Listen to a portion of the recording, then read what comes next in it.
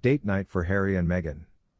At a Jack Johnson event in Santa Barbara, Sussexes are seen dancing together for the first time since arriving in the country.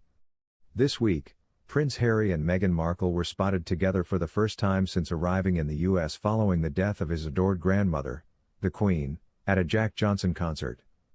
The American singer-songwriter, best known for his 2006 hit Better Together, performed at the Santa Barbara Bowl in California in front of the Duke and Duchess of Sussex.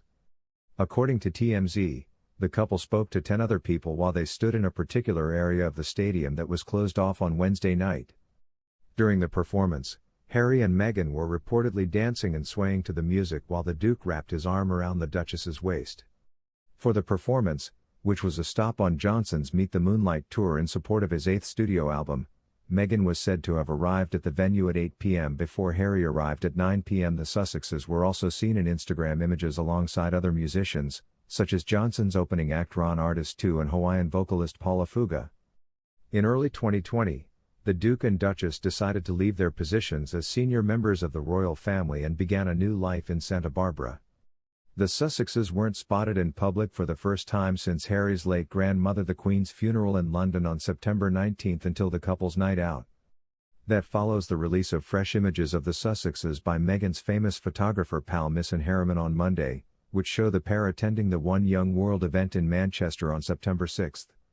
In a color photograph, Harry is pictured smiling and holding his wife's hand as Meghan stands facing the camera in a stylish red trouser suit. Meghan appears poised in the picture. The second photograph, which is in black and white and was taken just before they entered the stage, shows the couple facing one another and holding hands while they stand side by side and appear calm. Just 2 days earlier, Buckingham Palace had published a family portrait of Harry's father King Charles, brother Prince William, Kate, and Queen Consort Camilla. The pictures were then posted on Harriman's social media accounts. During the period of mourning for the Queen, a photo of the 4 central figures of the monarchy was taken before to a palace banquet for international leaders. The following edition of Meghan's Spotify podcast debuted this week as well.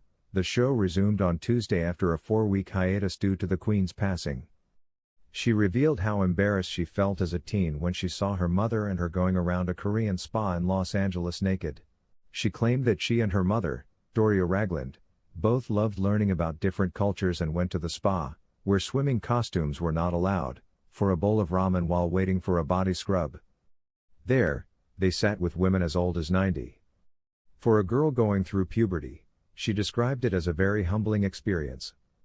In episode 4 of her Archetype series, Meghan was discussing the Dragon Lady stereotype with writer Lisa Ling and comic Margaret Cho.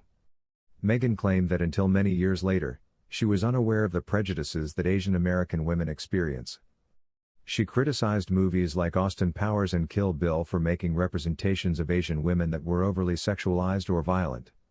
Prince Andrew's selfish reluctance to move threatens the king's coronation. Prince Andrew's 98-acre, 30-bedroom home on the Windsor estate is reportedly only costing him £250 per week. Prince Andrew reportedly refuses to leave his house in Windsor, which could threaten King Charles' coronation.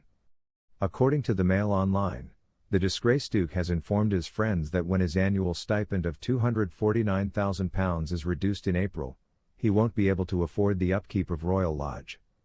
According to reports, Andrew and his ex-wife Sarah Ferguson pay under £250 a week for the 30-room property they share.